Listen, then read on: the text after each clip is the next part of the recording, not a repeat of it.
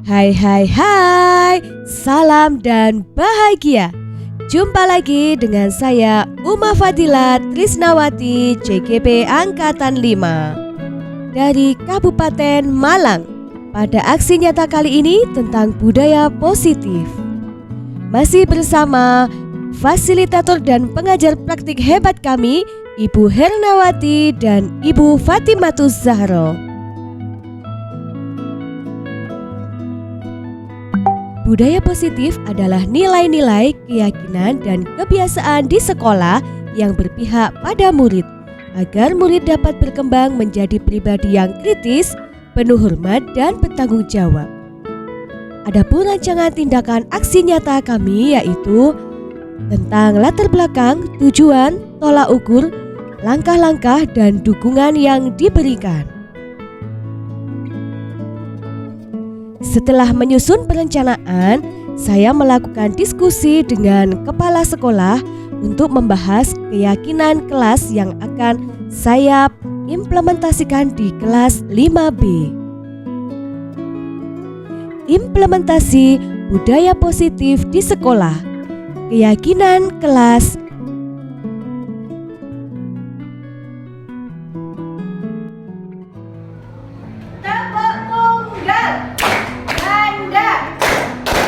Baiklah anak-anak, hari ini kita akan membuat kesepakatan kelas demi kenyamanan kita dalam belajar di kelas 5B ini. Mari kita membuat, kita sepakati bersama-sama, kita sepakati nilai-nilai kebaikan, nilai-nilai kebajikan. Kita sepakati bersama. Nanti yang akan menuliskan kesepakatan itu siapa? Kita semua di kelas ini. Oke?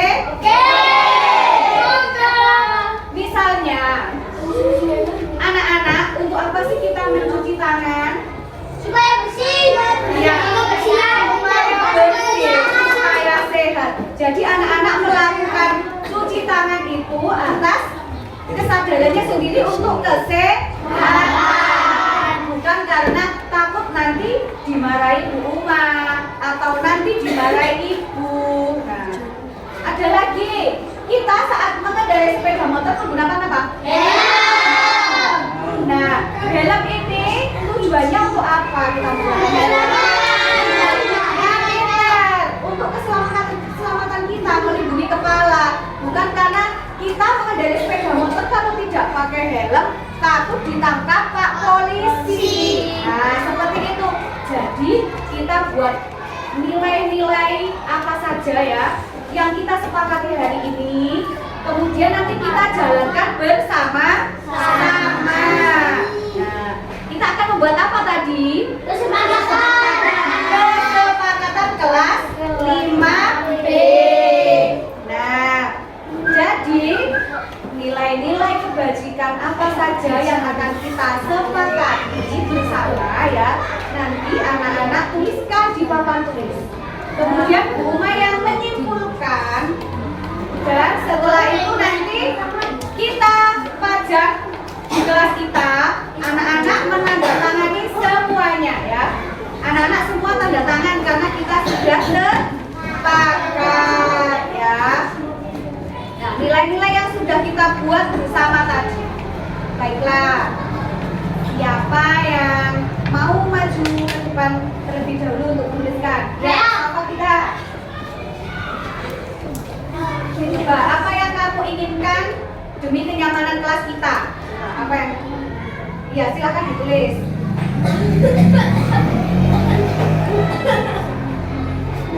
Ya, ditulis di situ. Yang agak besar.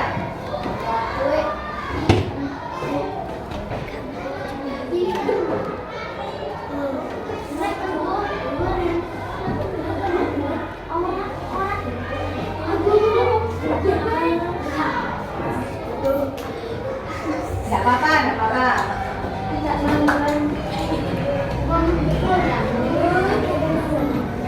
Ayo, nilai-nilai kebaikan apa lagi yang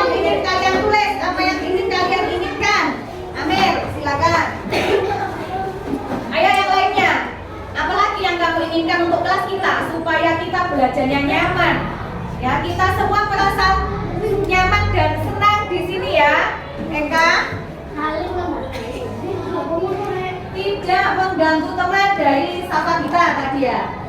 Kemudian Amir menuliskan saling menghargai. Siapa lagi yang mau maju setelah Amir? Ya, Rendra dulu. Silakan Rendra.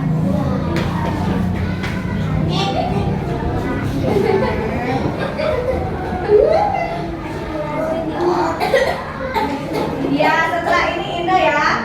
Ina, silakan kamu menuliskan apa?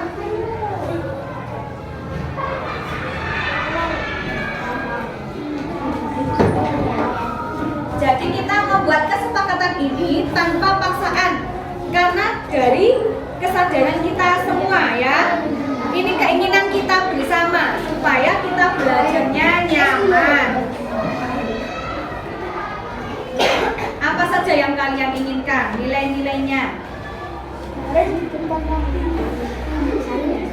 Ya, setelah ini nanti siapa? Nadia. Ya, Nadia.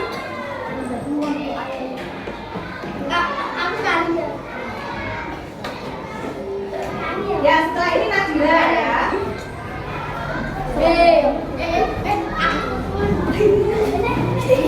Rahmat, ayo perhatikan Rahmat.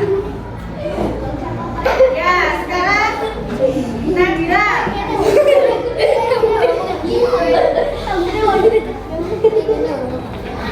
Adi sudah tadi? Belum.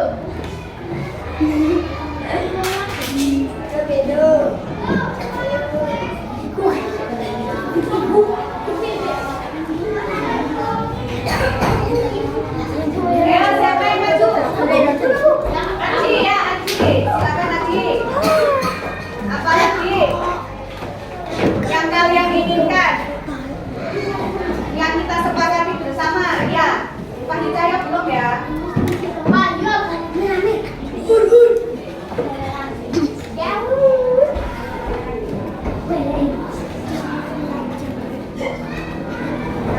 Ya, ayo. Siapa lagi yang mau menuliskan keinginannya? Ayo siapa? Ya, Wahyu. Nah, Wahyu sudah ya.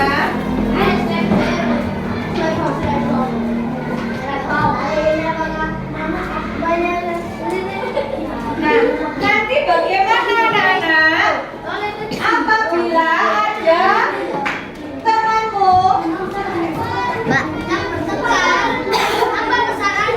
siapa lagi yang belum?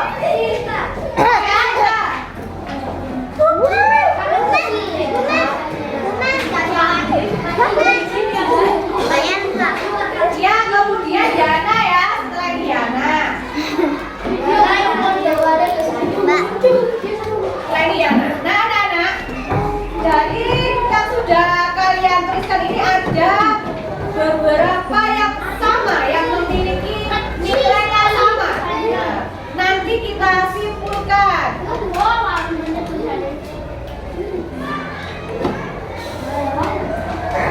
Sekarang Diana.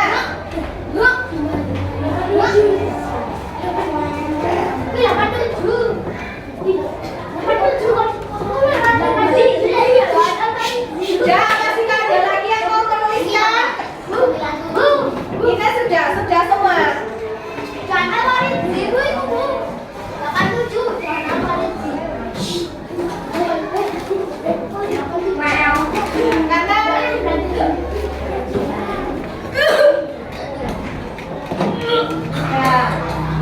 Karena tidak ada lagi ya yang akan menuliskan, sudah semua. Tidak ada yang mau maju lagi.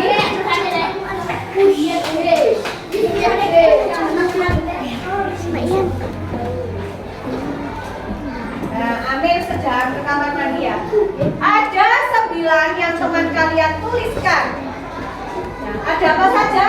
Tidak mengganggu teman, saling menghargai, tolong menolong, saling bertengkar, tidak boleh toleransi, jujur, tidak boleh bertengkar. Ini ada beberapa nih yang sudah dituliskan temanmu nilainya. Ini yang maknanya tuh sama. Ya. Ini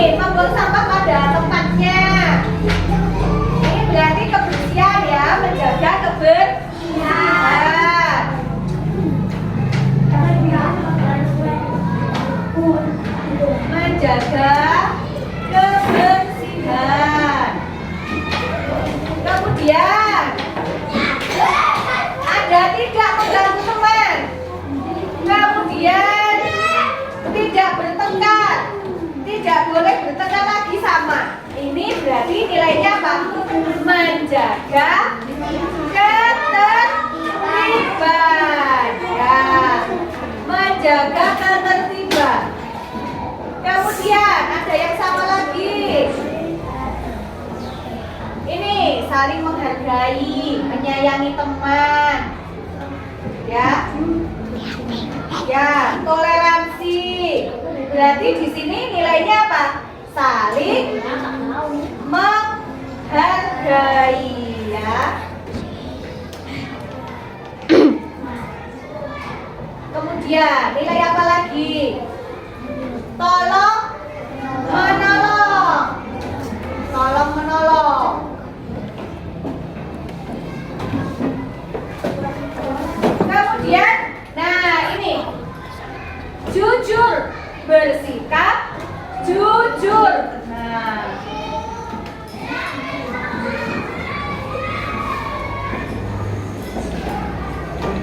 kemudian ini sudah simpulkan ya, ada 5 nilai yang akan kita sepakati bersama di kelas kita. Nah, besok Bu Uma tuliskan ya, kemudian ditempelkan di papan tulis. Nanti anak-anak semua tanda tangan. Kita sudah sepakat. Dan berarti kita semua harus apa? Kalau sudah disepakati harus apa? Dilaksanakan. Pinter. Nah, pinter. Setelah itu dilaksanakan ya. Ini adalah nilai-nilai yang sudah kita sepakati bersama. Namanya apa anak-anak? Kelas. Kita kelas 5B. Kesepakatan kelas 5B. Jadi ini kesepakatan kelas kita. Apakah semuanya setuju dengan kesepakatan ini? Baiklah, terima kasih. Besok Bu Uma tuliskan ya di poster, kemudian di bawahnya anak-anak tanda tangan. Siap? Siap. Terima kasih. Mana semangatmu? Bisa semangatku. Tetap semangat. Semangat. Terima kasih ya.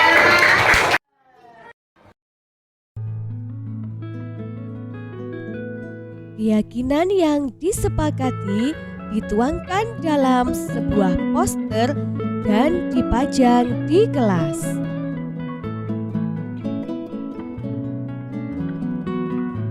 Kemudian keyakinan kelas tersebut ditandatangani oleh seluruh siswa kelas 5B.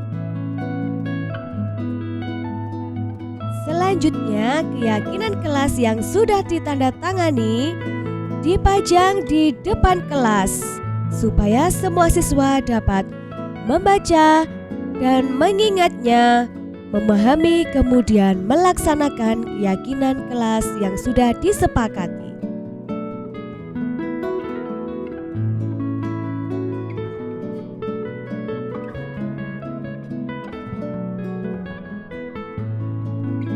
Bagaimana ya tanggapan siswa setelah mereka membuat keyakinan kelas dan sudah disepakati? Mari kita saksikan.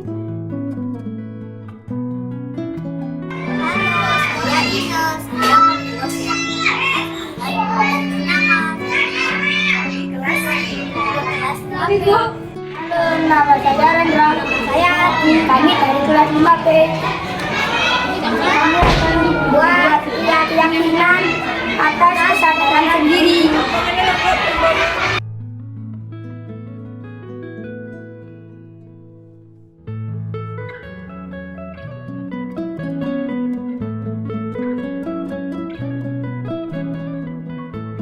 Dalam membuat keyakinan kelas ini, masih banyak siswa yang tidak mau mengungkapkan pendapatnya, tidak mau mengungkapkan idenya, karena siswa malu dan belum terbiasa dengan hal ini.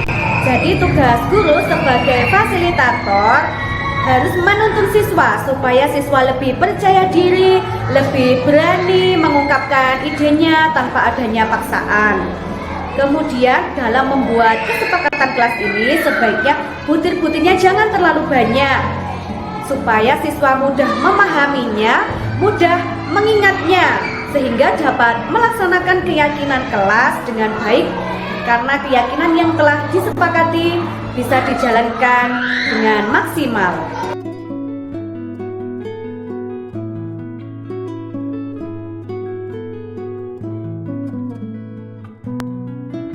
Setelah mengimplementasikan budaya positif di lingkungan kelas, selanjutnya saya berbagi dengan rekan guru di sekolah saya bersama 11 orang rekan guru.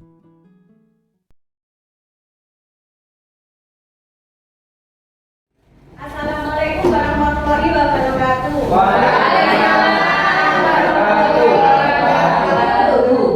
Terima kasih Bapak Ibu semua sudah menyempatkan waktunya.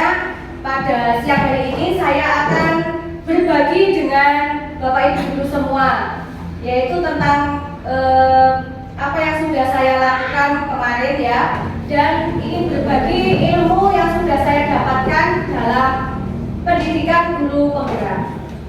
Dan hari ini judulnya itu diskusi bareng guru dan tenaga pendidik SD Negeri 1 Karanganyar. Apakah yang akan kita bagi hari ini yaitu tentang budaya positif. Apa itu budaya positif? Budaya positif adalah nilai-nilai atau keyakinan-keyakinan dan kebiasaan di sekolah yang berpihak pada murid, karena kita sekarang menuju merdeka belajar, agar murid dapat berkembang menjadi pribadi yang kritis, penuh hormat dan bertanggung jawab. Dalam rangka menciptakan lingkungan yang positif, salah satu strategi yang perlu kita tinjau adalah penerapan disiplin di sekolah kita. Disiplin positif. Disiplin positif ini merupakan unsur utama terwujudnya budaya positif tadi.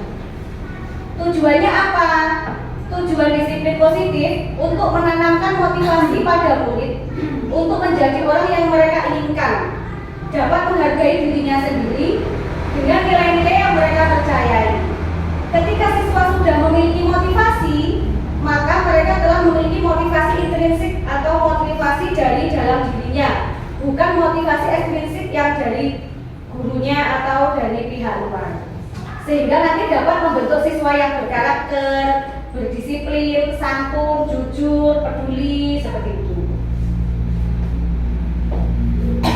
Kemudian program disiplin positif ini dinamakan restitusi.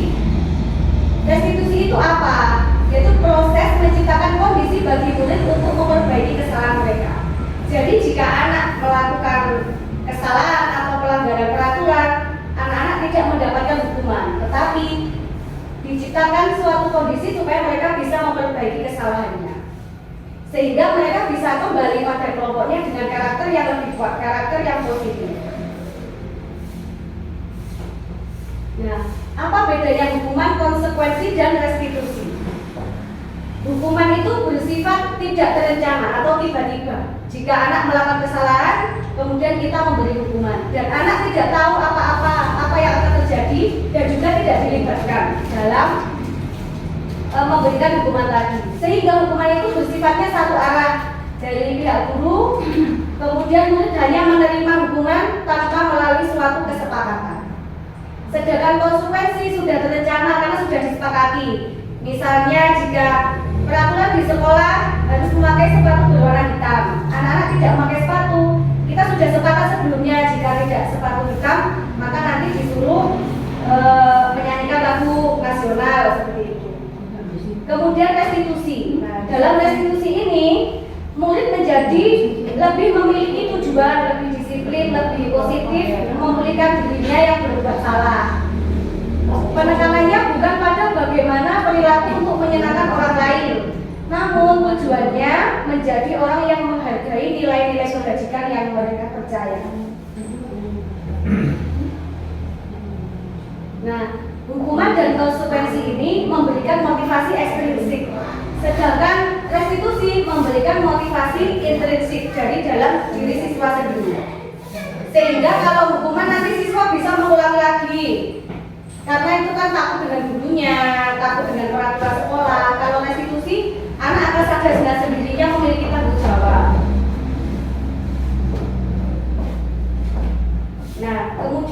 membuat keyakinan kelas. Mengapa keyakinan kelas? Mengapa tidak peraturan? Nah, karena keyakinan kelas ini mengandung nilai-nilai kebajikan yang sudah disepakati bersama-sama. Dengan menekankan keyakinan seseorang akan lebih memotivasi seorang diri dari dalam, sehingga seseorang saling tergerak dengan keyakinannya daripada hanya mengikuti serangkaian peraturan yang tertulis. Kalau dengan peraturan, siswa hanya mengikuti peraturan saja, tapi tidak tahu tujuannya peraturan itu apa. Nah, kemarin saya sudah melakukan rancangan untuk membuat keyakinan di kelas.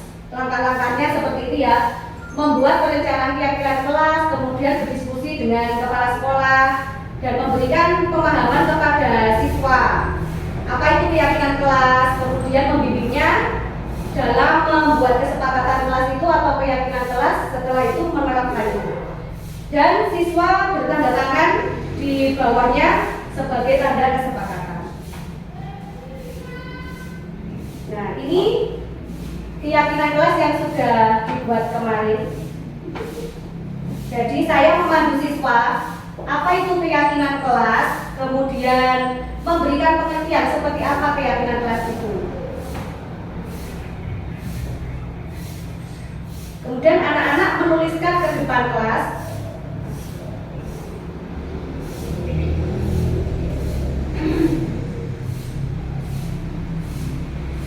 masing-masing anak maju ke depan untuk menuliskan idenya. Apa sih yang diinginkan di kelas kita supaya belajar kita nyaman? Jadi anak-anak itu memiliki motivasi sendiri ya, sehingga dengan menuliskan sendiri apa yang diinginkan, mereka bisa melaksanakannya dengan sungguh-sungguh.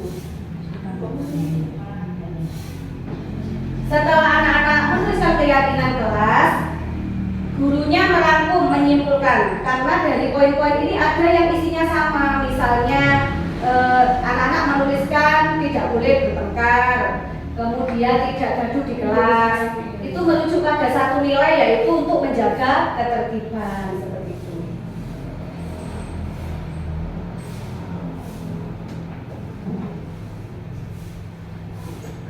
Setelah selesai, gurunya merangkum.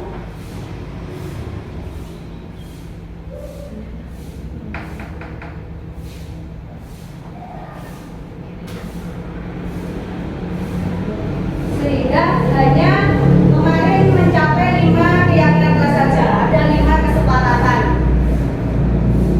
Karena ini sudah dikerucutkan, yang sama-sama itu dijadikan satu nilai. Seperti ini proses membuat keyakinan kelas.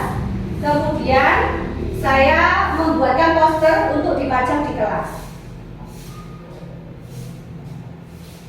Dari hasil kesepakatan, nah ini ada 5 keyakinan yang sudah disepakati oleh siswa,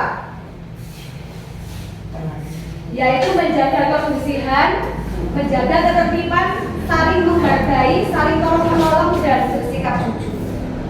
Ini nilai yang sudah anak-anak sepakati, jadi harus dilaksanakan bersama-sama. Dengan mereka menyepakati apa yang diinginkan di kelas, mereka akan termotivasi dari dalam, daripada hanya mengikuti peraturan-peraturan yang dibuat oleh sekolah tapi mereka tidak tahu artinya. Setelah itu ditandatangani oleh semua siswa yang menunjukkan bahwa sudah sepakat. Ini keyakinannya yang sudah ditandatangani. Kemudian dipajang di kelas. Bukan kesalahan, sebenarnya ada kebutuhan yang tidak mereka dapatkan. Kebutuhan dasar manusia itu ada 5: bertahan hidup, kasih sayang, kebebasan, kesenangan, penguasaan. Misalnya ada anak yang membuat gaduh di kelas, sebenarnya keinginannya itu adalah ingin diperhatikan guru. Berarti anak tersebut membutuhkan kebutuhan dasar kasih sayang dan rasa diterima. Kemudian ada lagi yang bertengkar sampai bajunya, beniknya itu rontok semua. Sebenarnya apa? Sebenarnya dia ingin menunjukkan penguasaannya, karena kebutuhan penguasaannya tidak terpenuhi. Seperti itu. Nah, meninjau kembali tentang penerapan disiplin. Apakah di dalam kelas sudah efektif? Apakah sudah berpusat pada siswa? Sudah memerdekakan dan mandirikan murid? Kemudian dalam restitusi ini kita itu sebenarnya tujuannya budaya positif ini untuk siswa supaya siswa berkarakter dan memiliki disiplin yang bagus. Itu kan untuk mencapai profil pelajar Pancasila. Nah, dalam melakukan menciptakan lingkungan yang positif. Nah, dalam melakukan restitusi tadi, bukan hukuman, bukan konsekuensi, tapi restitusi itu ada 3. Nah, segitiga restitusi ini untuk apa? Untuk mengubah anak dari identitas anak gagal menjadi anak yang sukses. Karena di saat anak bersalah, kemudian anak itu mendapatkan hukuman, dia akan merasa dirinya ini menjadi anak yang gagal lah istilahnya, menjadi anak yang tidak baik. Jadi dengan segitiga restitusi ini kita menjadikan anak untuk mengembalikan kepercayaan diri. Ada 3, yaitu menstabilkan identitas. Di situ kita menyelesaikan hal-hal seperti setiap orang pasti melakukan kesalahan. Itu kita memberi pengetahuan kepada anak. Kemudian validasi tindakan yang salah. Kita menanyakan alasannya kenapa anak-anak kok berubah seperti itu. Dan yang ketiga adalah menanyakan keyakinan. Keyakinan yang sudah dibuat tadi, peraturan-peraturan yang ada di sekolah. Apa yang sudah disepakati, peraturan apa. Nah, itu anak-anak kita ingatkan lagi. Teman-teman, apakah ada yang bertanya? Saya Bunda. Iya, Bu Indah, silakan. Kelas atau kesepakatan kelas yang sudah dibuat ini merupakan hal yang baru untuk siswa kita, ya. Karena sebelumnya kan mereka tidak tahu apa itu keyakinan kelas, yang tahu hanya peraturan-peraturan yang ada di sekolah kita. Tentunya dalam pelaksanaannya itu membutuhkan waktu, membutuhkan adaptasi. Nah, kemudian bagaimana jika ada siswa yang melanggar, maka kita kembali ke segitiga restitusi tadi. Kita memposisikan diri sebagai manajer. Siswa kita tanya apa alasannya. Berarti ada kebutuhan tadi yang tidak terpenuhi, seperti waktunya piket tapi ada anak yang tidak piket. Kita tanya dulu mengapa tidak piket. Mungkin alasannya karena bangun kesiangan, jadi terlambat, seperti itu. Ya, terima kasih teman-teman. Apakah ada lagi? Sudah cukup? Cukup. Ya, terima kasih waktunya dan perhatiannya. Saya sedikit berbagi ya tentang apa yang sudah saya lakukan dan ilmu yang sudah saya dapat dalam program Guru Pembela ini. Terima kasih. Assalamualaikum warahmatullahi wabarakatuh. Waalaikumsalam